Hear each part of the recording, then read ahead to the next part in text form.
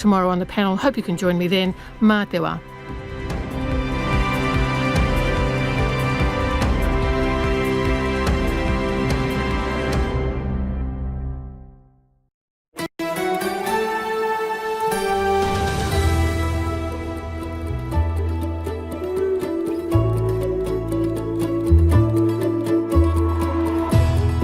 Te whakarongo mai koe ki te reo irarangi o Aotearoa. This is Checkpoint on RNZ National. I'm Lisa Owen.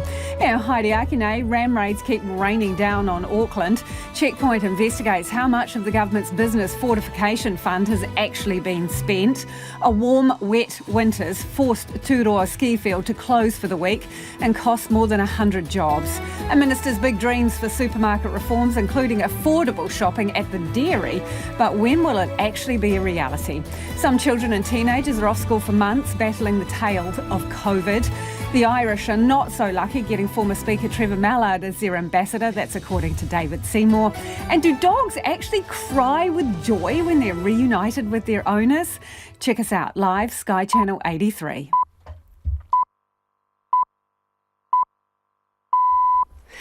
RNZ News at 5. Good afternoon. Ahi Marie ko Evie Ashton tēnei.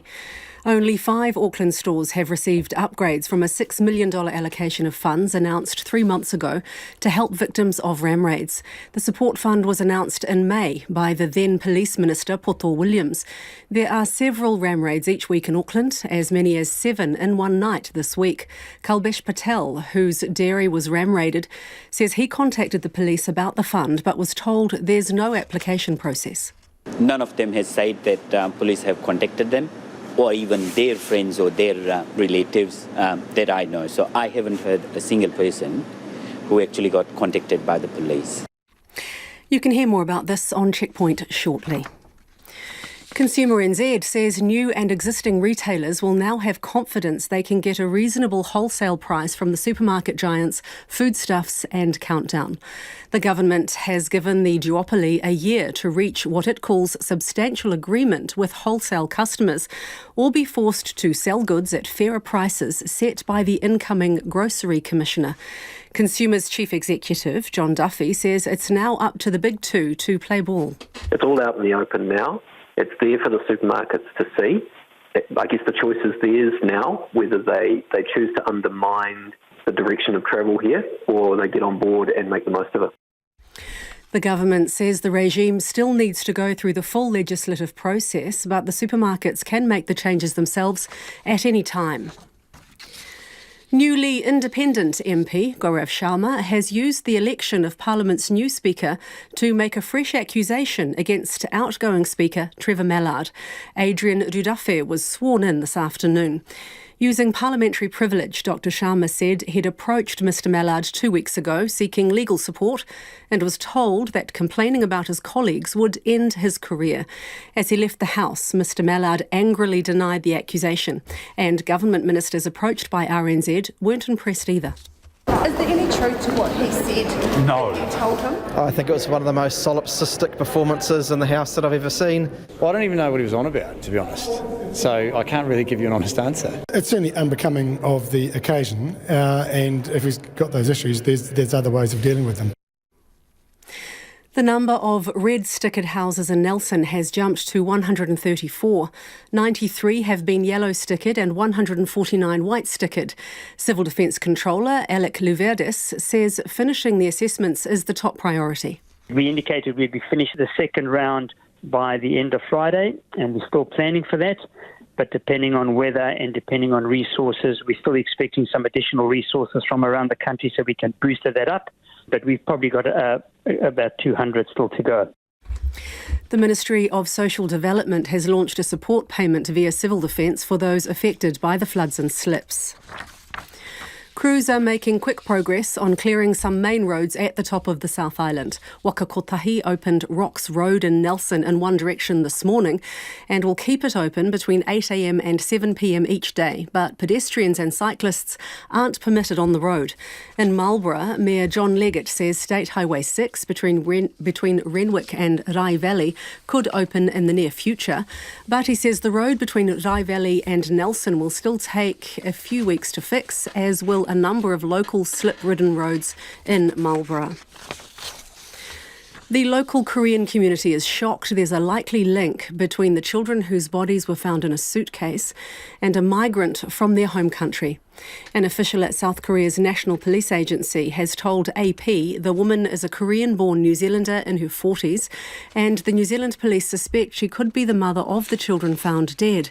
The co-president of the Korean-New Zealand Cultural Association, Diane Lee, says the local Korean community is reeling from the news. When we heard about that news, we shocked, and we just share that as a tragedy situation. Diane Lee says the police have offered to support the community as the investigation unfolds. To sport, and former captain Amelia-Ann Ikenasio and defender Jane Watson are back in the Silver Ferns squad for upcoming internationals against Jamaica and Australia. Sports editor Stephen Hewson reports. Dame Nolene Tūroa's 17-strong squad includes the bulk of the side which won bronze at the Birmingham Commonwealth Games. Absent, though, is skipper Gina Crampton, who's taking time off, while shooter Bailey Mez has been dropped. Ikenasio and Watson are returning from maternity leave, while Karen Berger's also been named as she continues her recovery from recent foot surgery. Eli Temu is the newest member of the side. England Test cricket captain Ben Stokes feared he might not play again during his mental health break from the sport, but he's bristling at claims he wasn't tough enough to be skipper. The all-rounder took a 5-month break from the sport last year for mental health reasons. Stokes says he was frustrated at suggestions that revealing his mental health struggles made him unsuitable for the captaincy. And athletics icon Usain Bolt has moved to trademark a logo showing his signature victory celebration pose. Bolt still holds the world records for the 100 and 200 metres, making him the fastest man in history. He intends to use the image on items including clothing, jewellery and shoes, as well as for restaurants and sports bars. That's the news. Short of supplies. We're running low on quite a few things, but obviously we just have to wait. Things like medication and things have been coming in by helicopter, but our usual truck system of stock and things like that aren't making it through. Short of punters. And a shout out to Casey and the patrons of the Trout Bar. And could some of us be caught short? I'm not sure how much toilet paper is in the country at the moment. We've got you covered. Morning Report weekdays from 6 on RNZ National. You're on Checkpoint next with Lisa Owen. Right now, the short forecast from Met Service to midnight Thursday. For northern and western areas from Northland to Wellington, including the Bay of Plenty and the Central High Country, mostly cloudy. A few showers today. Rain developing tomorrow with some heavy falls, then easing to showers north of Waikato tomorrow evening. For Gisborne, Hawke's Bay and Wairarapa, mainly fine today. Rain developing tomorrow afternoon or evening. Marlborough and Nelson, cloudy areas today with a few evening showers. Occasional rain tomorrow, more persistent in the afternoon and evening. For Bulla, showers turning to rain this evening, then easing for a time tomorrow. Westland, periods of rain, clearing south of Hokitika for a time today. Canterbury, scattered rain developing this evening, further rain at times tomorrow. A few showers for Otago, Southland and Fiordland, clearing from Southland and Fiordland this afternoon. And for Re Kohu, the Chatham Islands, cloudy periods, drizzle patches today. The time is 7 minutes past 5. I'll update you with the latest headlines and any traffic news at about 20 past 5. Ngā mihi iwi, tēnā koutou katoa, no mai haere mai ki Checkpoint I tēnei rā, ko Lisa Owen tēnei. Just 5 stores across Tamaki Makaurau have received security upgrades as part of a $6 million support fund announced by the government. The prevention program was announced by then Police Minister Poto Williams in May. But business owners say finding someone that's helped is like finding a needle in a haystack. It all comes after Checkpoint revealed police attended 436 ram raids across the country in the last year alone, up from 191 the year prior. Here's our reporter Nick Trubridge and camera operator Marika Habazi. Sleepless nights, out of pocket, heartbroken. Kalbesh Patel knows all too well the feeling of having your livelihood attacked. The devastation caused by ram raiders remains fresh in his mind. His Parnell dairy is finally fixed, but the hurt endures. The recent spate has put like everybody on the back foot, like whether we are in the right business kind of thing at the moment.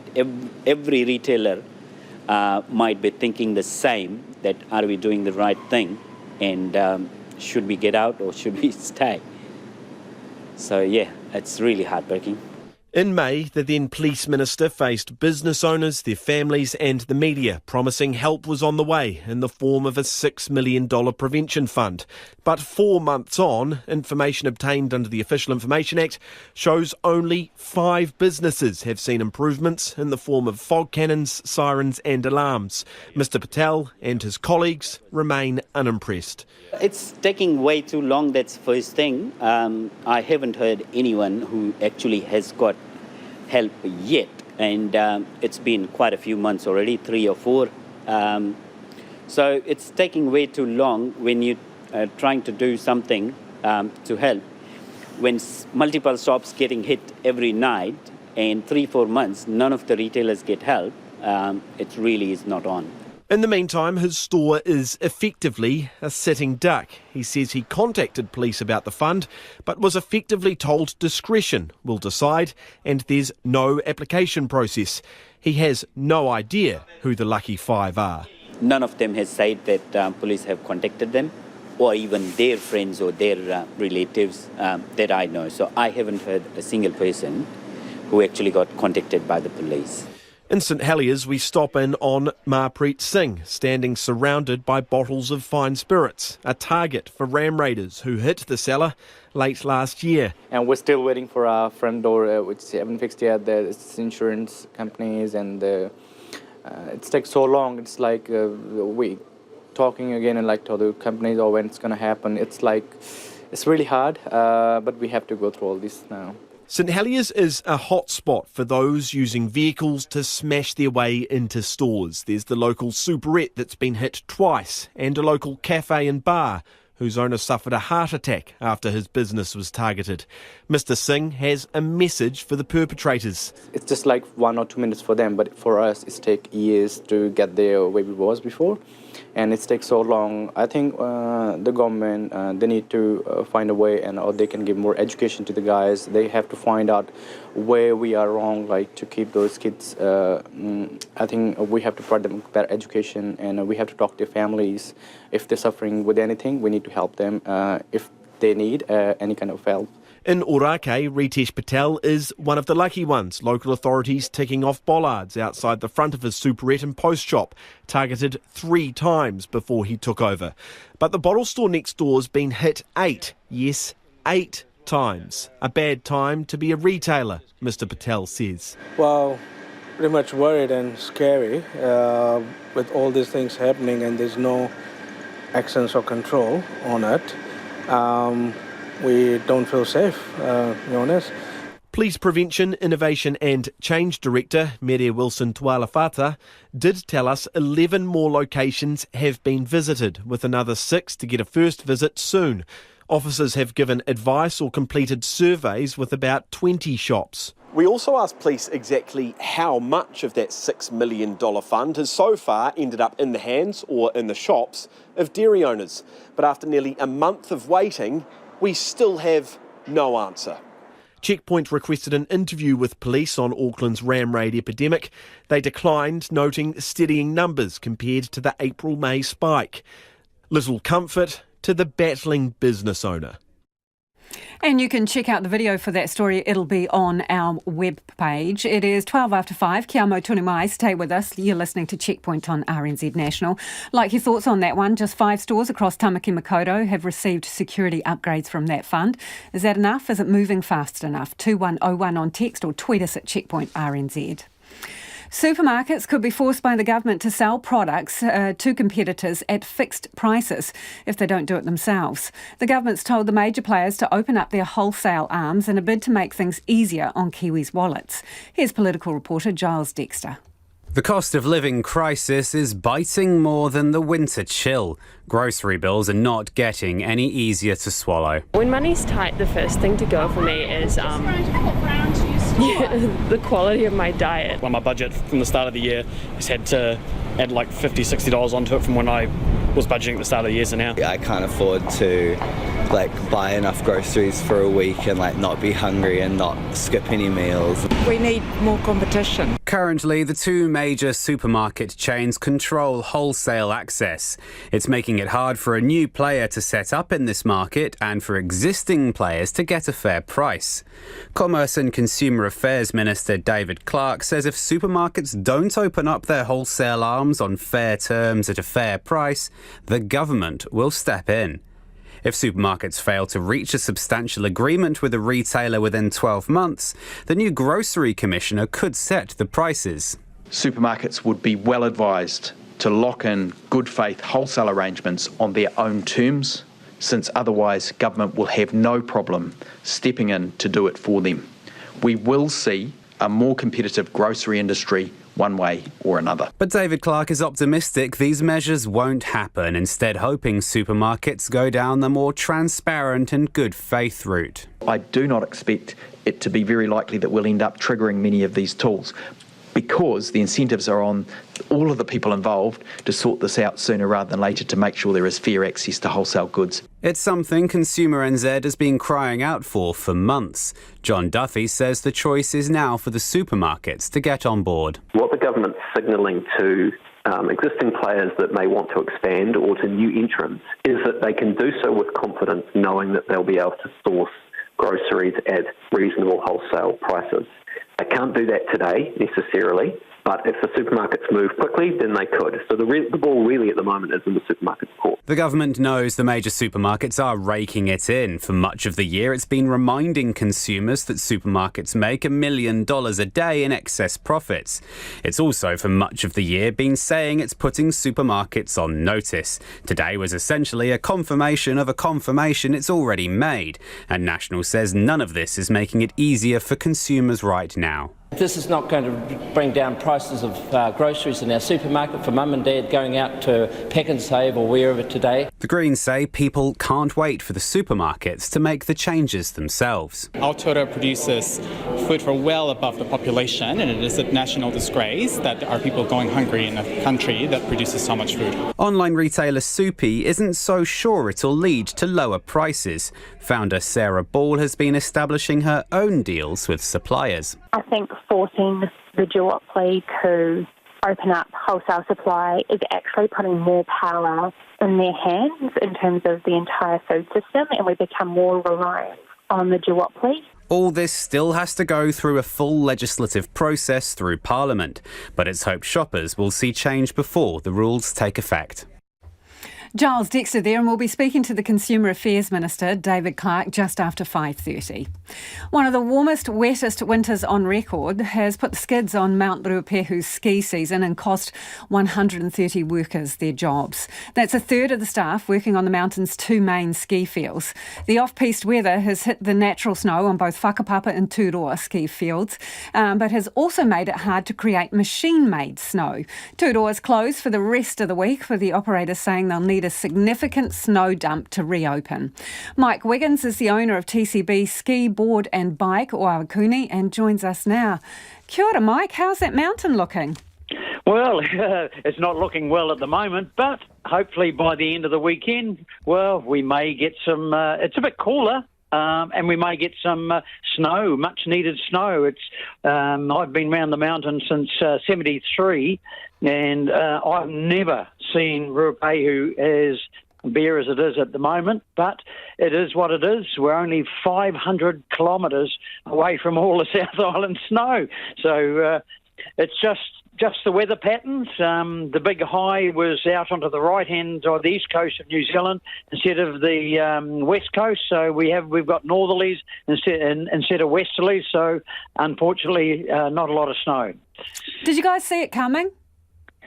Well, no, you never see these things coming. You hope for the best, and up until now we were still hoping for the best. But just this warm rain, I mean, I have never struck it. The same as Nelson and all those places, they've never seen so much wet weather, and even though they've got snowmaking up there, I really feel for RL at the moment because it's really hard if you can't operate. You know, it's very hard just to keep staff on. We take an extra 15 staff on over the winter period, and you know, you start looking at what's happening, and fortunately, we have mountain biking going crazy, and that's being able to enabled us to keep our staff on.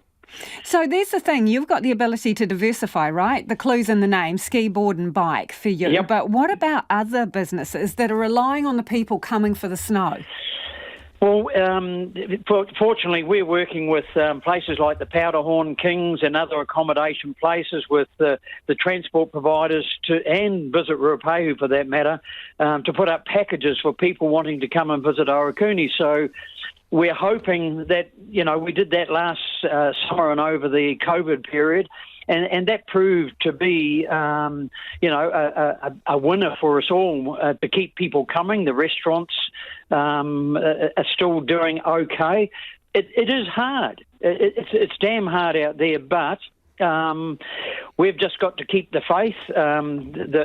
It's not only mountain biking. There's the Aurukuni Carrot Park. They've had 10,000 people a month on an average, and the Aurukuni Old Coach Road, 40,000 people rode that last year.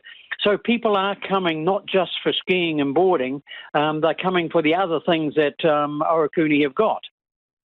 Really appreciate your time, Mike. Fingers crossed for you for a snow dump. That's Mike Wiggins, who's the owner of TCB Ski, Board and Bike in Aurukuni, and Tūroa is closed until the end of the week. 130 staff losing their jobs. It is 5:20. You're with Checkpoint on RNZ National. We'd love to hear from you. Homai o whakaro. Do send us your feedback on anything you've heard on the program this evening. If you're in Aurukuni, what does it mean to have that ski field closed? And they're saying that, you know, they're waiting for a significant snow dump to reopen. Who knows whether that will happen. Text us on 2101. You can tweet us at Checkpoint RNZ or send us an email. The address is checkpoint@rnz.co.nz. And Evie standing by with the headlines. Ko Evie anō tēnei. Kia ora. Only 5 Auckland stores have received security upgrades from a $6 million government fund to help victims of ram raids. Dairy owner Kalbesh Patel told Checkpoint he asked police about the fund but was told there's no application process. The general manager of convenience store chain Night and Day has told Checkpoint that consumers should see a positive benefit from moves to open the supermarket duopoly's wholesale arms to competitors. Newly independent MP Gaurav Sharma has used the election of their new Speaker to level new accusations against outgoing Speaker Trevor Mallard. Dr Sharma said he sought support from Mr Mallard but was told complaining about his colleagues would end his career. The local Korean community is reeling from news there is a likely link between the homicide of 2 children whose bodies were found in luggage in Auckland and a migrant from their home country. Marlborough health officials are urging people to plan their medication in advance, with key supply routes likely to remain shut for another week. So far, 20 to 30 lots of medication have been taken to isolated areas by helicopter or 4-wheel drive. And in the far north, Deputy Mayor Anne Court says it could take years to fix the roads after last week's wild weather.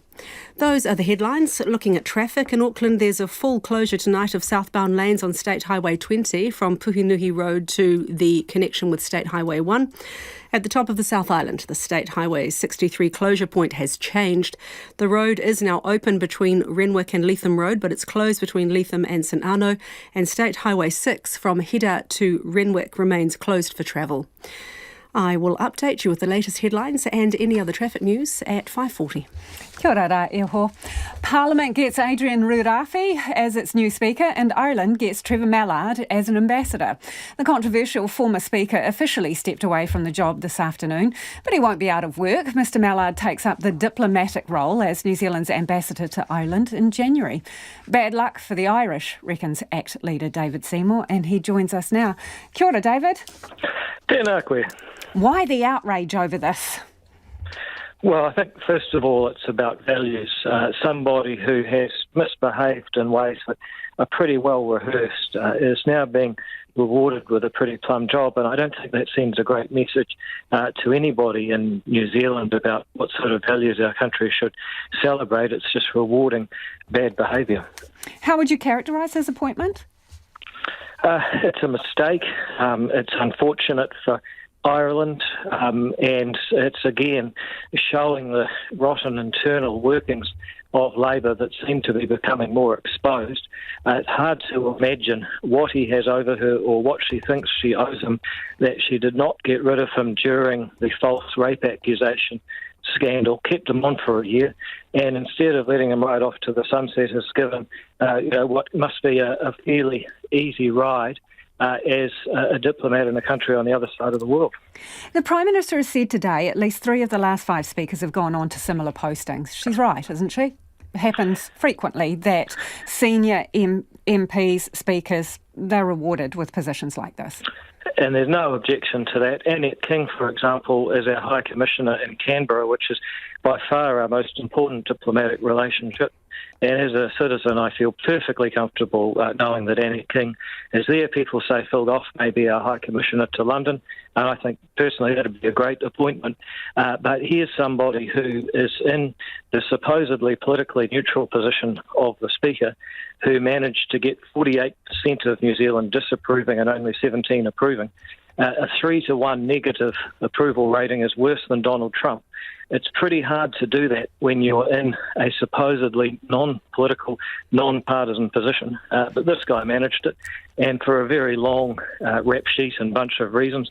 You know, it may have been inevitable that we'd have a conflagration on the lawns of Parliament, but of all the people who could be in a position of leading and trying to de-escalate that problem at the start of this year, who would have thought that the Speaker of the House of Representatives would be the one who was escalating it and was frankly acting so immaturely it contributed to the problem. David, he's had a long political career. He's been a cabinet minister, held a number of portfolios. Some people would argue that he has brought some positive things to being the Speaker. He's made it more friendly in Parliament. He has done some hard yards over the years, is the argument. Does none of that record deserve recognition with an appointment of this nature? Well, I think it's a question of values. Over the last 5 years, because of Me Too and because of social change, every workplace has to some extent become more family-friendly and a safer place to work, and a good thing too. It would be strange if Parliament hadn't been part of that trend to some extent. But when it comes to the management of workplace safety, I mean, you've got a guy who falsely accused a staff member of rape and had to settle out of court with taxpayer funds to the tune of over $300,000. That is hardly exemplary behaviour. Thanks for your time this evening. David Seymour, the ACT leader there. Independent MP Gaurav Sharma hijacked the election of Parliament's new Speaker to level fresh allegations against Trevor Mallard. Allegations the outgoing Speaker rejects. Here's our political reporter, Katie Scotcher. I nominate Adrian Ruapehu for the office of Speaker.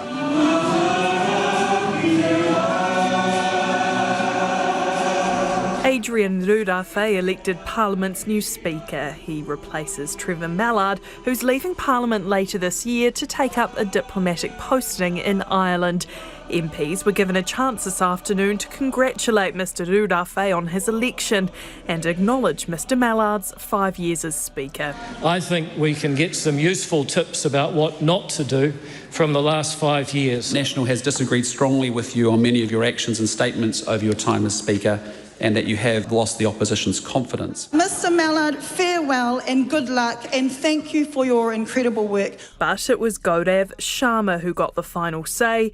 Just over 24 hours after his expulsion from the Labour caucus, it was his first time speaking in the House as an independent MP. 2 weeks ago, I contacted the Speaker, the former Speaker, and I went to talk to him about some of the issues I was having and whether I could get legal support in my case.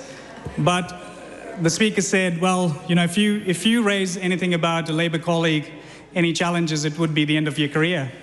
He continued to make allegations about Mr Mallard using parliamentary privilege. And then the Speaker ended up going to the Whip's office, the Labour Whip's office, right after that to tell them that I had actually laid a complaint against the party and the Whips. I just want to hope, I'm just stopping there, I just want to say, Mr Speaker, I hope... I stand, you sit. Sir. Kia ora. Mr Ruapeh's first intervention as Parliament Speaker. But I want to touch that point. I just want to say that... So you're not finished? I'm not finished. Yeah, we'll sit down then. Thank you. I'll encourage the member, I will interrupt him again if he goes off track. This is about... It's about the newly elected Speaker. Mr Mallard was visibly angry when he left the debating chamber. Is there any truth to what he said? No. Dr Sharma did not speak to reporters, and he has not responded to RNZ's request for comment. Katie Scotcher reporting there. Major disruptions across the top of Te Waipunamu as the state highways connecting Blenheim and Nelson remains firmly shut. The commute's now taking 8 hours with a diversion through Canterbury. It's causing headaches for businesses and supply chains. Reporter Neva Chittick and visual journalist Sam Rillstone are in Blenheim. Gavin Williams owns Williams Green Grocers, and while he tries to supply locally, he now has to look for alternatives until one of the roads reopen. So a lot of our produce is actually purchased from over the hill in Nelson, and obviously being fresh produce we purchase daily. So with the roads closed, that's been a real challenge for us, and we've actually had to change to some of our alternate suppliers in Christchurch. He says while it's great they're getting produce in, the alternative route is more unreliable, and it's a struggle to secure space in trucks. Across town, Brian Robert Powell's pharmacy has been helping to drop medications into isolated communities, with 20 to 30 trips already completed. We started fielding some phone calls on Saturday about the lockdown and how they're going to get their medicines, and then after a bit of looking around we discovered that there was amazing people in the civil defence who took it on board to help us get prescriptions to where they were needed. We had some people run completely out of their epilepsy medicine and they needed that urgently. There's no getting around that. Public Health Organisation head Beth Tester says the Ministry of Health exemption means people can now be delivered up to a month's worth of their prescription without needing to visit a doctor or their local pharmacy. They would fly them in to people, or by four-wheel drive if that was the way they could do it. So it's worked really well. Going forward, as we move into recovery out of the acute phase, we are looking at the water taxis are being organised to do set schedule runs on several days. Marlborough Mayor John Leggett says households have been hit hard and the effects are ongoing. There's clear damage to some where the slips have actually come down into the housing communities down there, but there's also the geotech work that needs to be done above some of these communities. Some of the ground up there, I'm told, is quite visibly shifting, so we want to make sure it's a people-first approach. So far, around 60 homes have been written off. Emergency Controller Richard Conningham says more are likely to follow. A large amount of them are actually holiday homes, so these people may not even be aware at this stage that there's damage to their homes, and we're going through a process to try and connect with the owners to make them aware of the situation. More rain is forecast for tomorrow, but thankfully it's unlikely to cause further issues for those in the region already struggling. And you can check out the video that goes with that story. It'll be on our webpage. It is 29 minutes to 6. Kia mau tonu mai. Stay with us. You're listening to Checkpoint on RNZ National. And it's time for the business news. You might have heard Nicholas Poynton's musings in the background. Ko taku hoa inainei, ko Nicholas Poynton. Nicholas, Sparks, full year result delivers plenty of cheer for shareholders. Yeah, sorry, you have to forgive me for my musings. But yes, the big corporate profits keep on rolling in. Today it was Spark, back to profit growth after its bottom line took a bit of a tumble last year. Net profit up 8% to $410 million. Revenue up 4% to $3.7 billion. They say this better result was driven by higher mobile revenue. And that's because they say they've been able to transition more of its customers onto higher yielding unlimited data mobile plans. And isn't that a sign of the times? More people just want to be online whenever, wherever on their pocket devices. But I think one of the big stories news today was that the company announced it's going to return $350 million worth of value back to shareholders. That's from the proceeds it got from what you heard us reporting earlier this year after it sold a 70% stake in its cell phone towers to a Canadian pension fund. Also, part of that money is going to go towards continued investment in the business, and with about $200 million going towards paying down debt. But that's not all the good news that shareholders got today from Spark. The company actually said it's going to raise its full-year dividend for the current year for the first time in 7 years from 25 cents per share to 27 cents per share. But one thing of note, the company has not been immune to inflation. It said it's had to raise prices on some broadband plans to sort of offset some of the costs it's seen. So the market reaction to this result, pretty positive. Share price up 1.5% to $5.38 per share. It's a perpetual dilemma, Nicholas, knowing if you are on the right mobile phone plan and if you're buying unlimited data, whether you actually need it. I can't even work out how much I'm using. Well, anyway, a debate for another day, but I would raise a question that I don't think anyone probably needs an unlimited data phone plan. But look, that's just me who's still on a prepaid monthly phone Anyway, something plan. to look into maybe in the future. This metal supplier, tell us about this company posting a stellar result. Who are they? Why are we interested this is one of the more recently listed companies, Vulcan Steel. They make a variety of metal products for a range of industries, for engineering, construction, everything like that. Doubled its full year net profit to $124 million. Revenue also up. But the company, this growth it's seen has largely been a result of metal prices. They've surged in the past year. That's been driven by the global construction boom. Many countries around the world in response to the pandemic reacted by injecting more stimulus into their economy, announcing big building projects, things to kind of keep things going when times were tough. But they did give us some warning that they expect their underlying earnings for this current year not to be like what they replicated in the year just reported. That's because they expect metal prices to come down, largely because China, one of the world's biggest consumer of metals, their economy faces some wobbly months ahead with ongoing lockdowns. The construction sector there, or property sector, is facing major headwinds as well. So look, everything's not looking so rosy for them. Also, they say they're dual listed, operate mainly in New Zealand and Australia. They expect the Australian market to hold up quite well, the construction industry, but New Zealand facing some challenges, mainly because of falling business confidence, falling construction intentions here. So share market sort of didn't take too fondly of that. They're always looking ahead. Share price down 7 cents to $9.14 per share. Now, full speed for the rest of the markets before we both get in trouble. Yes, the NZX up 12 points to 11,655. Dollar trading at 62 US cents, 89.6 Australian and 52.4 pence. Thanks, Nicholas. Ka kite, and Nicholas Poynton with Business News there. Imagine being able to do an affordable shop at the local dairy or corner store. That from Consumer Affairs Minister David Clark as he revealed further details of a supermarket industry shake-up. But is it a pipe dream or a potential reality? Minister David Clark's basically given Foodstuffs and Woolworths a year to open up wholesale supply to smaller grocery operators before they're forced to through new rules and the powers of a grocery commissioner.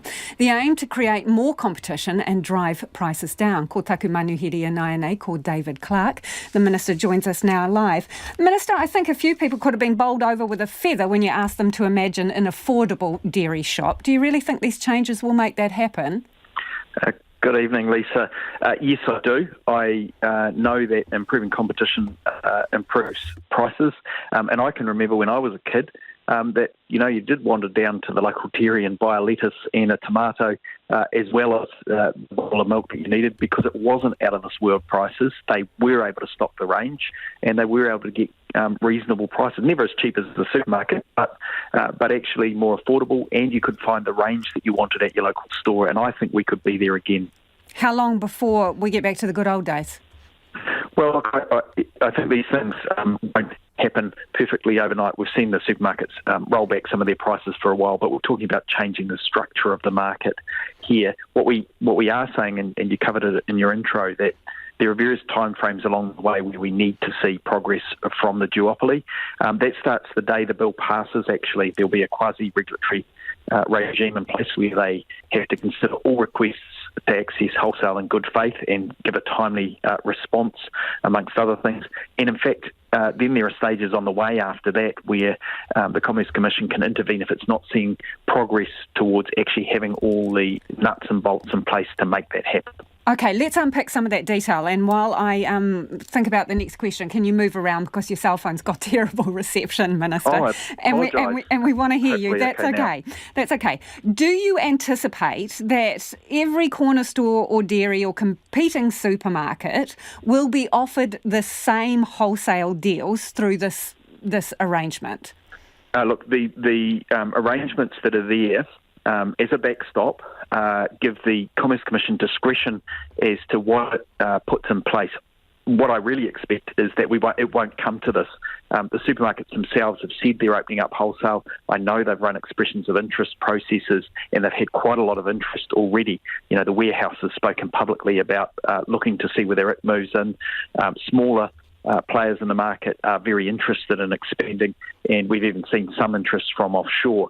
So, you know, I expect, I really do expect that this regime will probably never get used in all its fullness, but it gives the tools, should we need them, for the Commerce Commission to step in and do things like do price quality regulation or okay, pause there for a minute, Minister. Terms. So price quality regulation, just for the everyday shopper, what does that mean? That the Commissioner sets the price of a bottle of milk or a block of cheese if all parties cannot agree what is fair?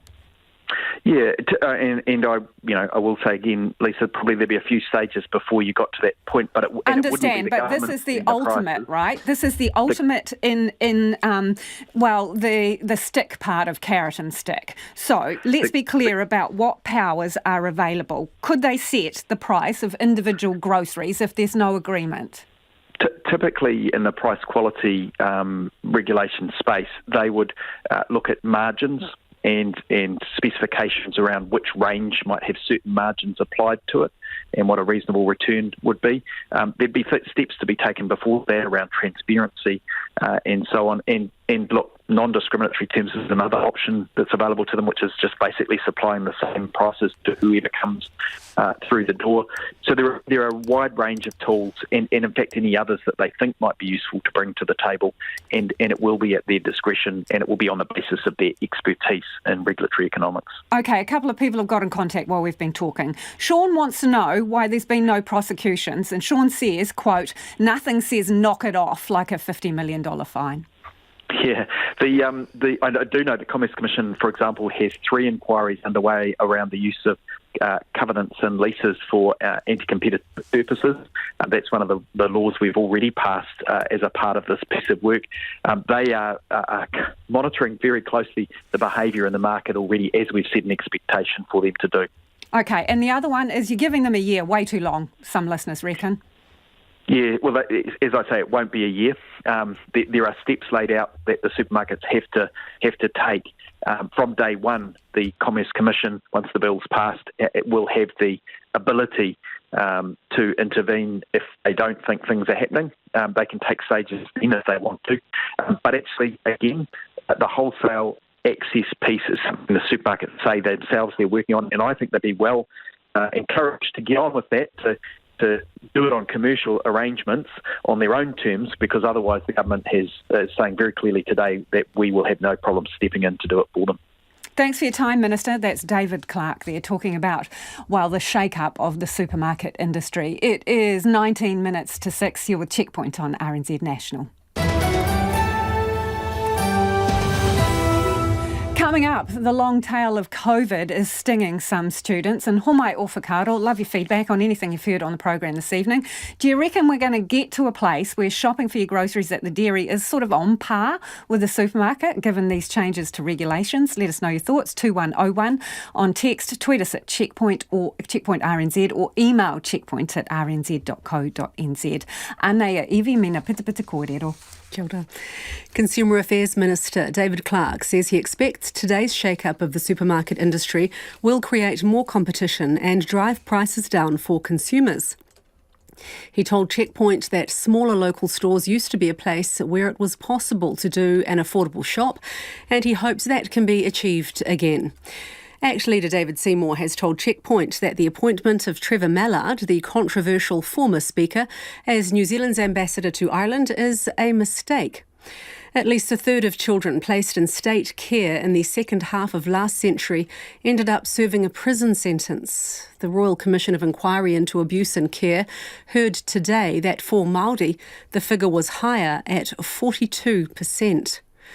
Around 135 people have lost their jobs after one of the warmest, wettest winters on record at Mount Ruapehu. Ruapehu Alpine Lifts, which runs the ski fields at Tūroa and Whakapapa, says it's had to lay off about a third of its workers. A secondary schools basketball premiership will go ahead in Nelson this weekend, despite the region's state of emergency. And scientists say the dugong, a marine mammal known as the gentle giant of the sea, is now extinct in China. Looking at traffic, no new crashes or delays this evening. Meanwhile, at the top of the South Island, State Highway 63 is still closed from Leatham Road to St Arno, and State Highway 6 is closed between Hira and Renwick. Renwick. I'm pretty sure that's a colonial word. Our next news and weather is at 6. Thanks, Evie. Let's get to some of your feedback coming in on that interview with the Consumer Affairs Minister on supermarket changes. Diane says, a year way too late. And this one I found really interesting from a shopper, I think, in Kaikooi. Yep, Norma's got in touch. Says, in Kaikooi yesterday, Tararua butter, warehouse price, $4.50. New World price, $8. Something is very wrong, says Norma.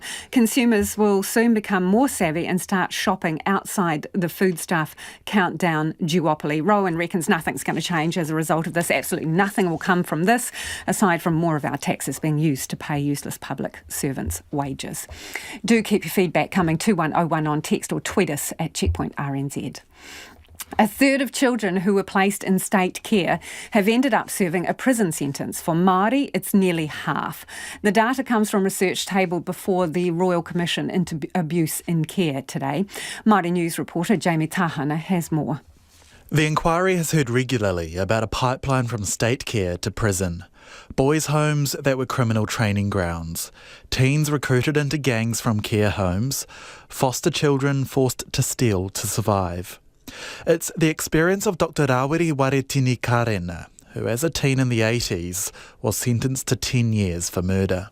Go out into the yard for the first time and actually know about 80% of the people there. And the reason why I knew them is because I spent 11 years in family homes, foster homes, social welfare homes and boys' homes. Today, research commissioned by the inquiry was tabled, giving numbers to those anecdotes. It involved sifting through the documents of more than 30,000 children who were in care between 1950 and 1999, seeing just how many ended up in prison, and they paint a damning picture. 1 in 3 children placed in residential care by the state ended up jailed later in life, a number that rises to 42% for Māori. Council assisting the Royal Commission and Tui put the findings to Oranga Tamariki Chief Executive Chapi Tikani. Do you agree generally, Mr Tikani, that these findings reflect a trajectory from the state residential care system in the scope period into prison? Yes, I do. The data shows a direct link between state care and the prison system, but it could also be a significant undercount.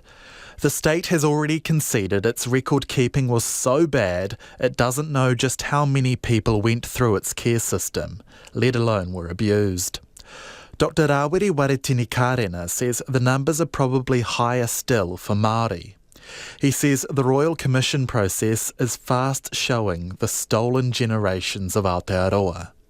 After all, the report says half of those who were in state care were Māori, despite being 13% of the population. What it did was it changed the status of tamariki Māori from taonga to chattel. They beat and abuse children for speaking their native language, and then the next ripple, it's led to generations of abuse and violence for tamariki mokopuna. Originally, it wasn't about the health and safety of tamariki. It was about assimilation. Responding to the report today, Oranga Tamariki Chief Social Worker Peter Whitcomb said it does not have to be an inevitability. How we drive, firstly to enable tamariki to be with their families safely and have the supports there. How we drive towards not enabling them to come into a residential care facility. We know that that is not the best place for them. We sometimes refer to it as a fully funded failure model. Today was the last day of Oranga Tamariki's 3 days of cross-examination. Tomorrow we'll see the Corrections Department and the Children's Commissioner. Friday we'll see the Ombudsman, Te Puni Kōkiri, the Ministry for Pacific Peoples and the Public Service Commission. Jamie Tahana reporting there. Children and teenagers battling long COVID are having to take months off school with debilitating symptoms. More than 1.7 million New Zealanders have contracted the virus since the pandemic began. According to research from the World Health Organization, 10% will have long COVID. Researchers are calling for funding to directly support investigations into the impact of long COVID on young Kiwi. Reporter Louise Tanuth and camera operator Nick Monroe have the story. The last 4 months have been a roller coaster for 14-year-old Jamie Warrington and her family. After a school trip in April, she got COVID. Weeks later, the extreme fatigue was still lingering. I was just getting tired from doing everyday things like normal chores, like mowing the lawns or something, or going after, because on Saturdays we play netball, and after every game I'd come home and then I'd just be in bed, and after every day of school I'd come home and I'd be straight in bed. Then things deteriorated even further. Because I had cross-country training and my heart rate went up to 206 and I was like hallucinating and I was on the verge of passing out. I couldn't see anything. It was quite scary. So they booked a doctor's appointment to try and find some answers. Finally, they had confirmation she was battling long COVID. Jamie's mum Jane says after seeing multiple doctors, they were given the same advice around exercise to build things up over 6 weeks. But that made things worse. She was just coming back exhausted, having breathing problems, and her heart rate had really escalated. You're seeking advice from so-called professionals and they really don't have any advice to give you. They've actually said, we don't really know what the long-term effects are. Immunologist Dr Anna Brooks says while long COVID is less common in kids, they shouldn't be pushed back into exercise, no matter how sporty they are. We don't know how long it will take to get through, but we do know that pushing could make your symptoms worse and your recovery slower. She's researching long COVID in adults with a crowd-funded study to try and fast-track some answers. Meanwhile, there's no treatment, but she says parents and teachers should look out for symptoms in children. It might be a child that comes home from school and is very exhausted, or they might be, grumpier than normal. They might be rashy. They might have, complaints of a sore tummy. The symptom spectrum can be quite vast. She says urgent research into long COVID in children needs to be prioritised. In a statement, a spokesperson from the Ministry of Health says while there are no studies focused on long COVID in children, a Victoria University study with ministry funding does look at the impact on families. They've also launched a COVID-19 research fund, and the results of that will be made public later this year. Now life has slowed down completely for Jamie. What were jam-packed weeks with sports, school and socialising are no longer. She spends most of her time in her room at their family home in Maunga Tūroa, with only about an hour of schoolwork manageable each day. You just can't remember what you're reading and it's very foggy, and sometimes when you're trying to form a sentence you can't find the word that you need. That's on top of difficulty breathing and heart palpitations. The change of pace is taking its toll. It's quite scary, honestly. It's definitely been a roller coaster and there has been a lot of tears from everyone. It's a sort of wait and see, which is a really hard thing as a parent, just to watch and see this process just happen. Yeah, so it's been tough. Yes, Jamie!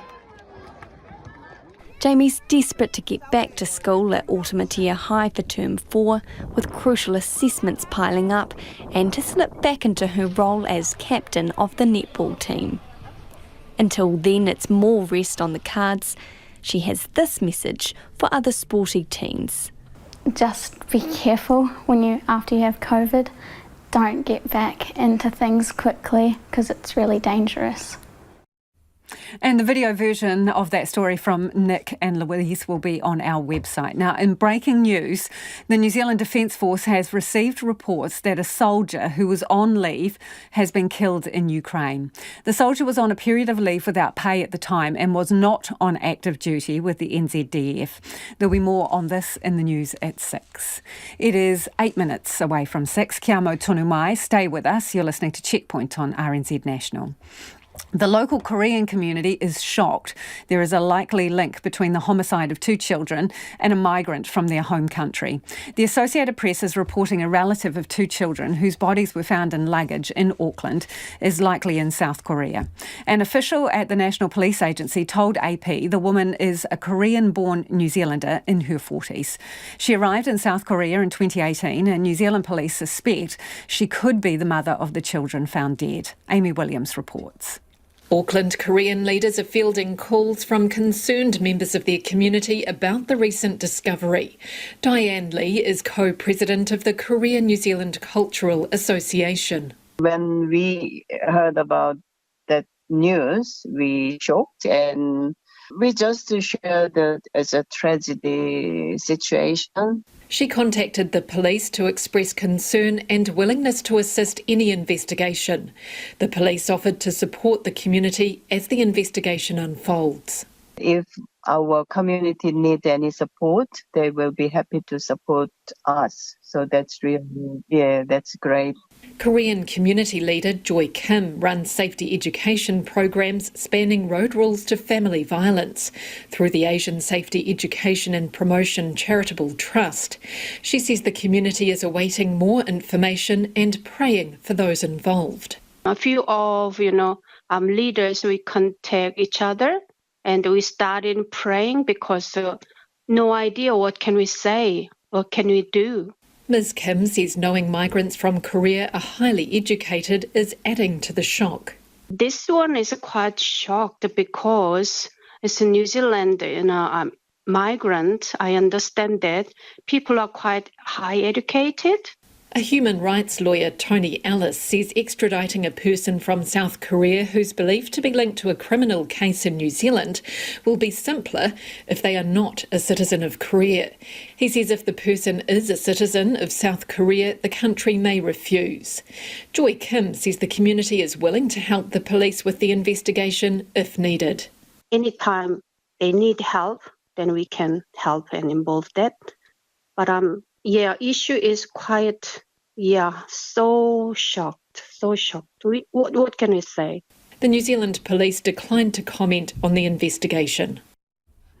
The Finnish Prime Minister has had to apologise again, this time for a photograph that was taken at the leader's official residence. Less than a week ago, Sanna Marin sparked criticism with a video of her partying that led to her taking drugs tests. The latest scandal arose after a picture was circulated by Finnish media showing 2 women kissing, lifting their tops to bare their torsos and covering their breasts with a sign that says Finland. The BBC's Gareth Barlow has more. Well, this picture was taken in her official residence in Helsinki back in July, but it was only made public when it was posted on social media on Tuesday. And you very accurately described the picture. If it wasn't in her private residence, I don't think it really would have attracted much attention because you see those kinds of images online all the time. But the criticism from some camps within Finland is that it's not appropriate for the venue, a government building funded and paid for by taxpayers. Sanna Marin has agreed with that. She said it was inappropriate and she has apologised for that image. And she's been hauled over the coals on more than one occasion for her love of partying and going out and drinking with friends, and she ended up having to take a drugs test because of the political pressure from some opposition MPs who said, is she able to run the country? Is she in the fit state of mind to be able to take key decisions if she needs to? Well, that drugs test came back all negative, as she said it would do. And what I think we're maybe seeing here is a bit now of a little bit of narrative control. There's elections taking place in Finland early 2023.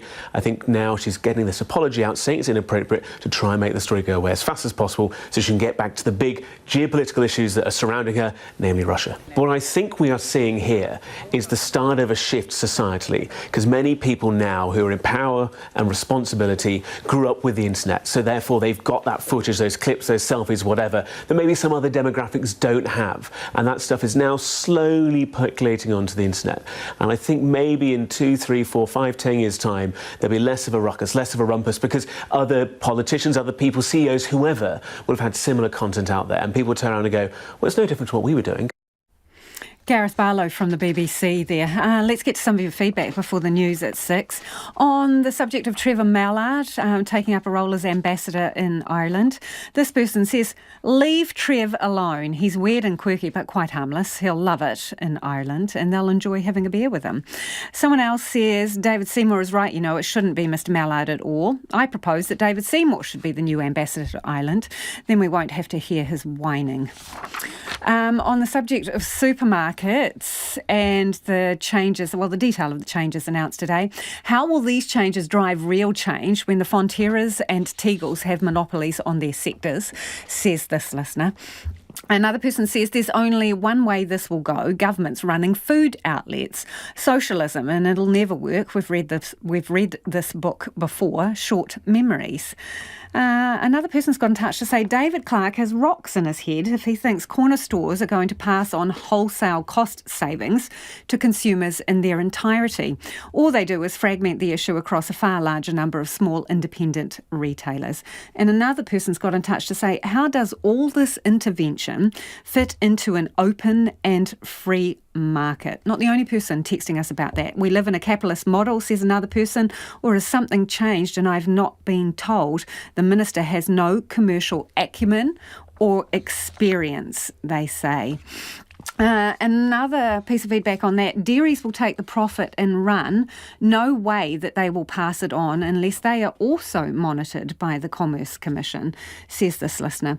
On the subject of ram raids, this is the government fund so that people can basically fortify their shops. Checkpoint has found out that only 5 people have had payments. This person says, don't ask the police for comment, demand a comment on behalf of New Zealand. We're trying, honest we are, we'll keep trying. Another person says $6 million for shop protection is nothing as the government puts up $100 million towards yacht racing. And they say use anti-smash glass in bollards. I suppose all of that costs money.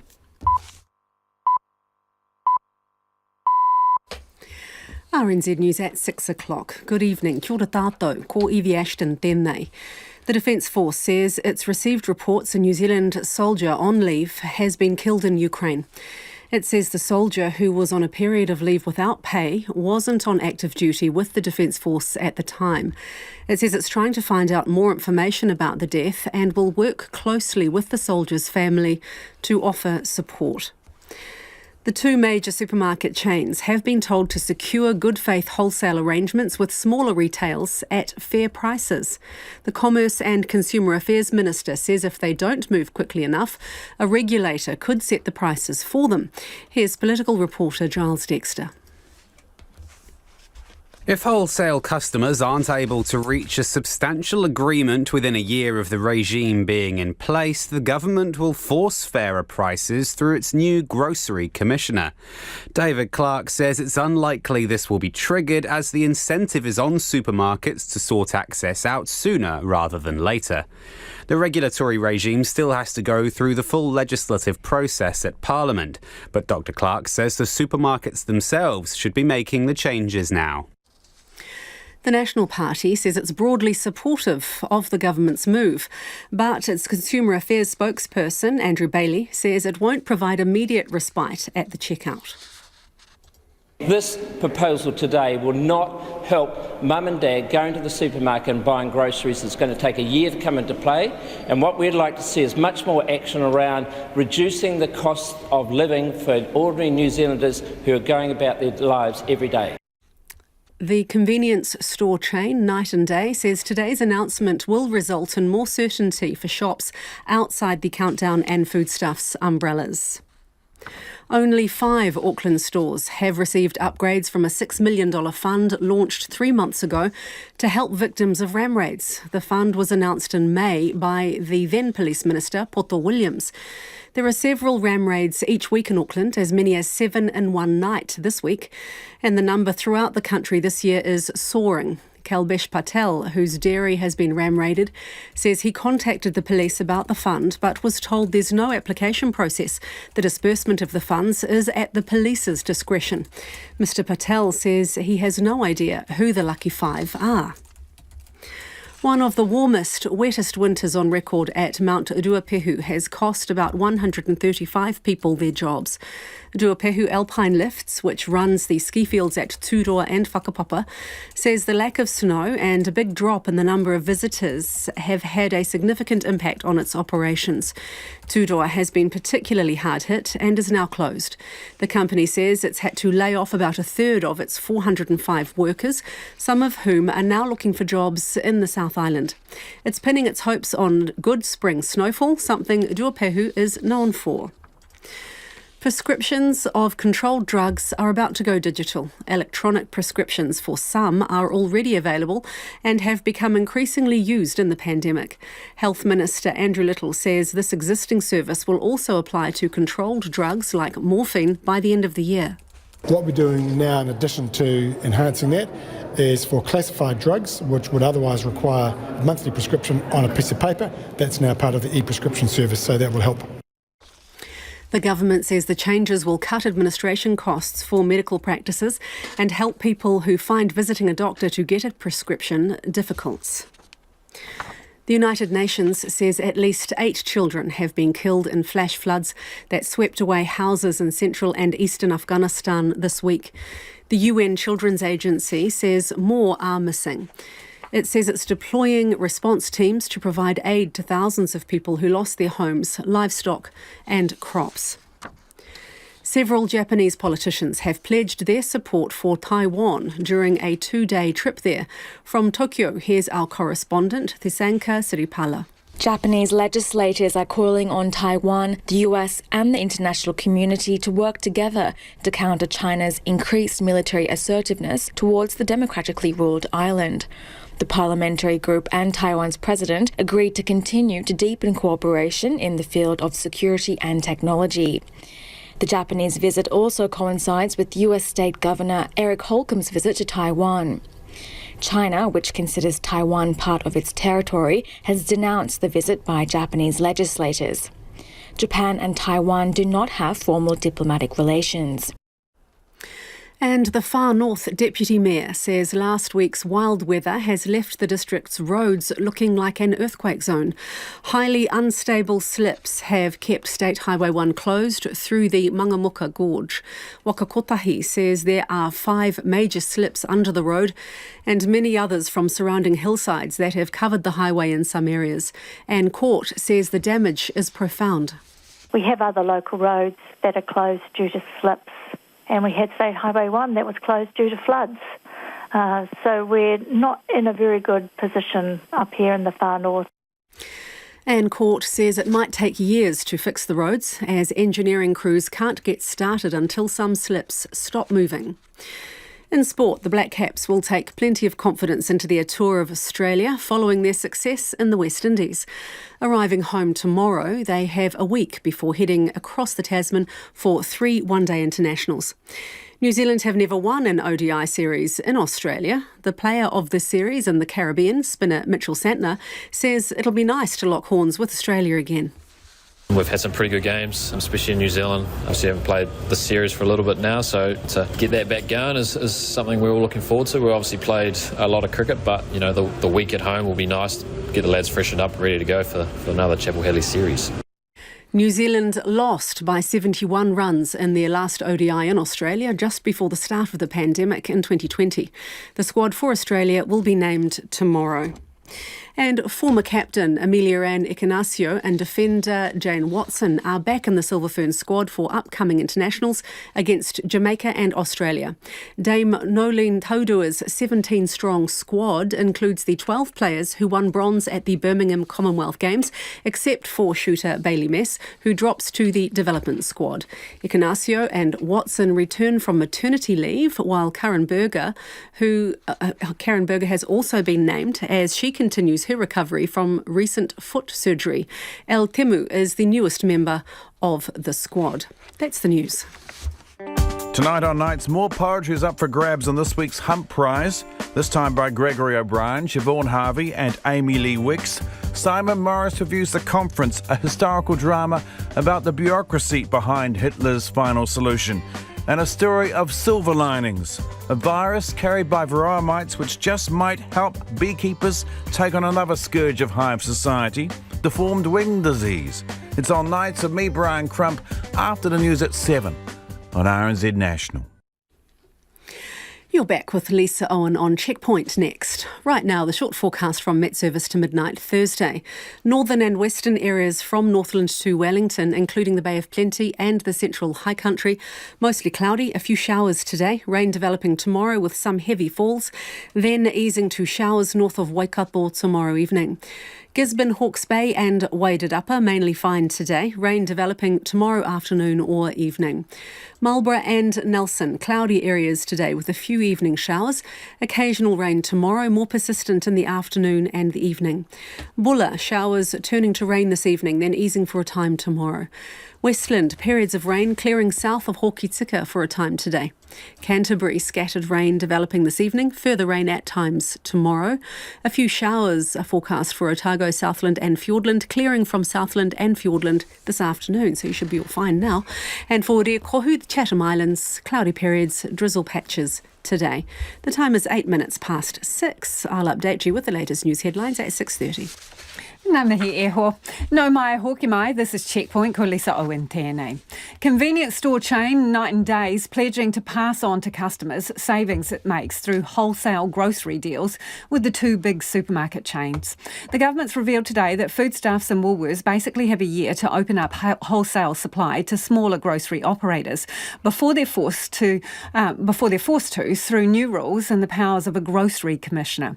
At the moment, small operators say it's hard to compete because they're paying over the odds. Under new rules, the major grocery retailers must consider all requests for supply in good faith, and after 12 months, if no substantial agreements reached, the Grocery Commissioner can intervene and force a deal. Night and Day General Manager Matthew Lane believes it'll make smaller operators more competitive.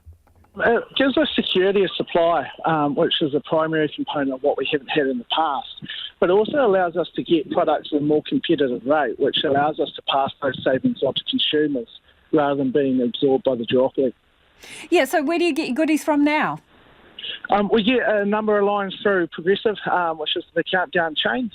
They do supply us, but in terms of a formalised network, it's not really sufficient to cater for the whole industry or the nature of what's required for everyone out there wanting to compete in this space.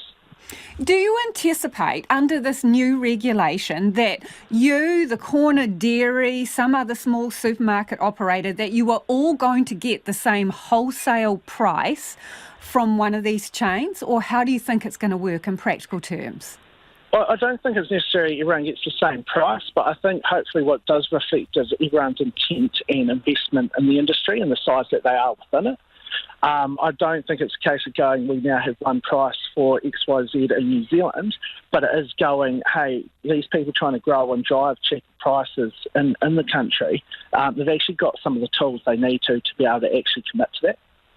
So the Minister's giving them a year to make these deals under their own steam before there is further regulation and to make, well, fair deals. How do you decide what's a fair deal? Well, it's subject to everyone's interpretation, but there is a person being appointed to oversee that, and I'm hoping there's a pretty good understanding that the majors have created a massive advantage to themselves and effectively a duopoly over the last 20 years by protecting out the market, and those fair deals need to let people be able to compete against them, regardless of somewhat the size comparison. Best guess here, you said you're going to pass on the deals to your customers, right? So you're anticipating that you're going to get a cheaper goods supplied through this mechanism. Can you give us any idea of how much cheaper do you reckon it's going to make you at the checkout? It's hard to say because we're relying on the offers being passed on to us. At the moment, we're sort of being held to ransom with the prices that we're paying. So we can't actually compete genuinely on price. Can you give us an example, Matthew, an actual can you give us a real-world example? Yeah, so if I did a shopping basket shop at Trent's, which is currently a wholesaler mechanism of one of the majors. I did a stock standard shopping basket grab of 20 core items, and the cost of that was 40% more expensive than if I had gone to Countdown or I had gone to New World to buy those exact same lines. Right, so pretty pricey, in short. Pretty pricey, yeah, pretty pricey. Yeah. And that's before we can do any markup or the like with them. So we're all of a sudden on the back foot paying more than the average retailer trying to then compete in the market. So the hope is that the supermarkets will do these deals under their own steam, these wholesale arrangements. Have you asked for a better deal in light of the fact this was coming? Yeah, we've opened up communications with both the majors, and it'll be a case of sort of working through the process with them. How responsive are they, Matthew? Look, we're certainly in discussions. I can't go into too much detail on the exact nature of them, but I guess what's encouraging is that we are getting around the table and having discussions around wholesale, which is an improvement. Okay, let me put it another way. Do you anticipate that they're voluntarily going to give you a better deal before being forced to do so by regulation in a year's time? I think they're certainly motivated to do so. If the backstop wasn't in place, I wouldn't hold my breath, but the fact that there is actually a backstop in place does give them the motivation to actually push and reach desirable outcomes for both parties. So I'd hope that they would see the intent of where the government's going with this and proactively take steps to build a positive relationship. And that's Night and Day General Manager Matthew Lane. In Australia, political, legal and constitutional experts are debating what changes are needed to prevent future Prime Ministers doing a ScoMo and secretly signing themselves into multiple ministries. And there have been further calls today for Scott Morrison to resign from Parliament. Meanwhile, the government has yet to detail what sort of inquiry it will establish to work out how to close the loopholes that allowed Mr Morrison to take advantage of the rules. The ABC's Claudia Long reports.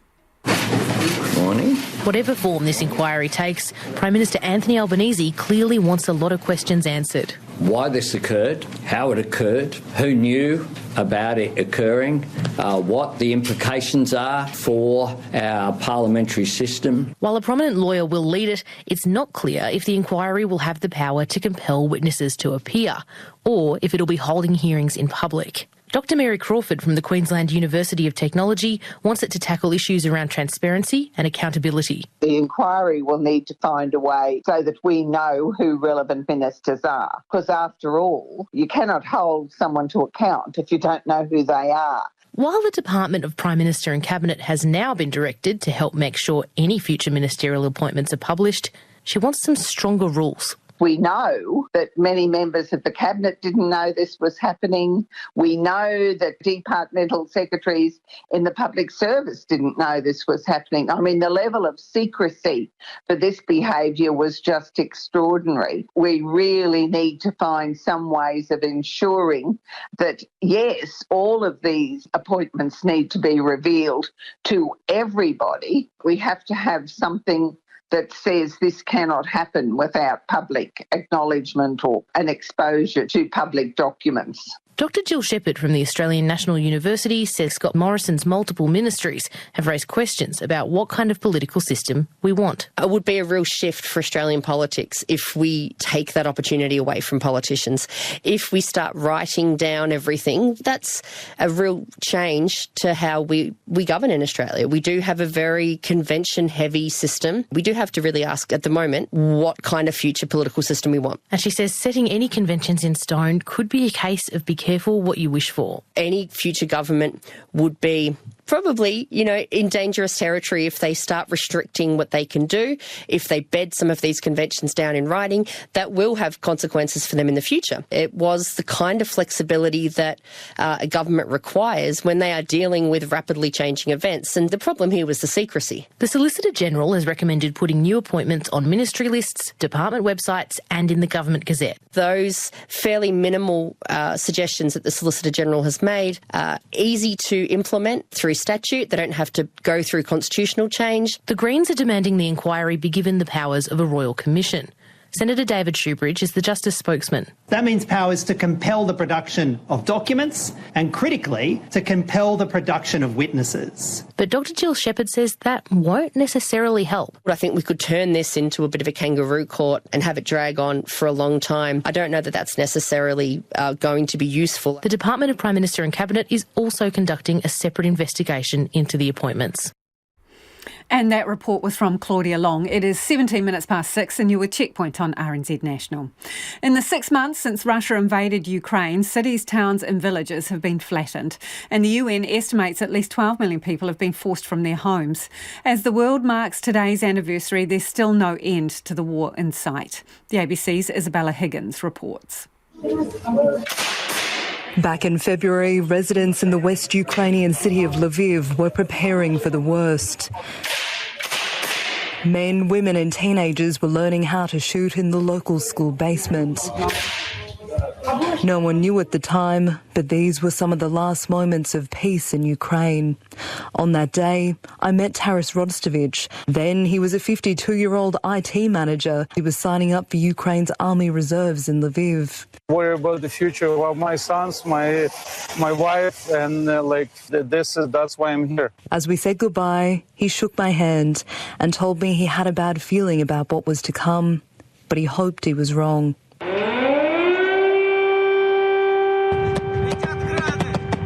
Hours later, the country's worst fears were realised. Ukraine was at war. Russia's military were coming from the air, land and sea. Thousands of Ukrainians were being called upon to fight. Taras Rostovich was one of them. We met again just 24 hours later. This time he was in his army greens. We are fighting for our life, we are fighting for our freedom, we are fighting for our dignity and for our way of life. Soon after, Taras was sent to fight in the country's eastern Donbass region. He hasn't seen his family in about 4 months. He's shaved his head and has lost 20 kilograms. He took time out from his duties on the front line to speak to me about the last 6 months of his life. You miss the family and everything. We are taking every precautions which are possible to protect our lives. But when the rocket comes, there is very little you can do about it. The war is thought to have forced about a third of Ukrainians from their homes. Irina Stepanova is one of them. I never can't imagine that I will be refugee. So it's 6 months of fear, of pain, and of big nothing, because it doesn't look like a full life. She's living with a sponsor family in London with her mum. Her husband stayed to fight. We was just married, and in our plan it was try to have babies this spring. And now I feel like war took this chance. And now, like so many other Ukrainians, she only has one dream for her future. I dream about freedom for Ukraine, our victory. I hope to return home. And Malaysia's former Prime Minister will spend 12 years in prison for his role in a multi-billion-dollar scandal after a court in Kuala Lumpur rejected his final appeal. He's been convicted of using a personal piggy bank to support luxurious lifestyles and funding electioneering. The BBC's Jonathan Head reports. He was once the most powerful man in the country, untouchable even. But Najib Razak arrived for the final stage of his appeal, knowing that the odds were now against him. Every attempt to overturn or even delay the 12-year prison sentence he'd been given, thwarted by a judiciary which stood firm behind the original verdict. I will not get a judgment based on the principles of fair trial. I did not get it. The son of a former Prime Minister, he was groomed for power and held office for 9 years in a country where the ruling party had never lost an election. Stories of spectacular greed and corruption brought thousands out onto the streets in protest. But investigations into huge losses from the state-run investment fund known as 1MDB went nowhere. The Department of Justice has filed a civil complaint seeking to forfeit and recover more than $1 billion in assets associated with an international conspiracy to launder funds stolen from One Malaysia Development Berhad, or 1MDB. Even when the United States launched its own investigation, Mr. Najib looked secure in a country where power has rarely been accountable. But at the last election 4 years ago, an opposition coalition led by Malaysia's most renowned political figure, Mahathir Mohamad, once Mr. Najib's ally, rode the public yearning for change to an unexpected and historic victory. Mr. Najib, seemingly in shock as he accepted the verdict of the people, was untouchable no longer. His home was raided. More than 200 top-priced designer handbags still in their boxes were among the many luxury items seized. I think this is the biggest seizure in Malaysian history. And multiple criminal charges soon followed. For those who've dreamed of a cleaner politics in Malaysia, this is surely a moment to savour. But Najib Razak remains wealthy, influential and popular in some parts of Malaysian society. It's probably too soon yet to write off his political career. Jonathan Head with that report. The former head of security at Twitter has accused the company of hiding negligent practices, misleading federal regulators about its safety, and failing to properly estimate the number of spam accounts on the social media platform. Peter Zatko's whistleblowing testimony that has been passed on to the US regulators could have serious consequences for the company. Twitter says that Mr. Zatko's accusations are inaccurate and inconsistent, and he was sacked in January for what it called ineffective leadership and poor performance. Joseph Menn from the Washington Post explains who Zatko is and why insiders believe him. Well, Zatko is a very unusual person. He is one of the most famous hackers in America, and he's been at it since the 1990s. He has pioneered coordinated disclosure, where security researchers find flaws in programs and then work with the vendors to establish fixes for the problems before going public. He led cybersecurity grant making at DARPA. He's done a lot of very interesting things. And he was brought in because there were so many breaches at Twitter. There was a perennial problem there. Very embarrassing things where a teenager would get a hold and tweet as Musk or as Donald Trump. So he was brought in to fix it, and then he was unable to fix it. And he says that he sees this whistleblower complaint as a way of fixing Twitter from the outside, either getting such attention put on it and such pressure from regulators that they'll be compelled to fix the problems that he couldn't when he was there. He believes that there are agents of foreign powers working inside Twitter from more than one country, but also just that if the security is as terrible as he says, then any government wouldn't have that hard a time breaking into Twitter and stealing information about dissidents who are tweeting anonymously at great personal risk. If you look at the people who know information security, they know who Mudge is. That's his hacker nickname, Mudge. He testified before Congress in 1998 under his pseudonym, along with others in a hacking group called The Loft, pointing out to Congress for the first time how terrible internet security is. And they said that any one of them could take down the internet in half an hour if they really worked at it. So he's responsible for speaking truth to power, as they say. And, he's had a top secret clearance in the United States government. He co-founded one of the first boutiques where talented hackers like himself, would go into big companies and tell them what they were doing wrong and how to fix it. He's revered. among longtime security people. So they are not taking well to the allegations that he's just making it up. That's just not how he works. Joseph Menn there from the Washington Post. Now, for a study about dogs that may give you pause for thought. New research has found dogs separated from their owners may, when you reunited with them, be able to cry tears of joy. The BBC's Peter Goffin has more. If you've ever lived with a dog, you know they can turn into a whirling ball of excitement each time you come home to them at the end of the day. The frantic wagging of the tail, the joyous yelps, the loving licks. Well, it turns out dogs may be even bigger softies than we thought. Researchers in Japan say some dogs can be so thrilled to be reunited with their owners, they'll cry tears of joy. The study looked at the reactions of 22 dogs interacting with humans in different situations. Researchers put strips of paper under the dog's eyes to catch any tears. And they found that the only time dogs got properly dewy-eyed was when meeting their owners again after a separation of at least 5 to 7 hours. Dogs' eyes are known to produce moisture to keep their tear ducts clean, but this is the first time it's been linked to emotion.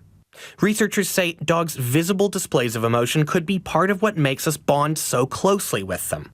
Previous studies have found humans and dogs get an emotional boost from gazing into each other's eyes.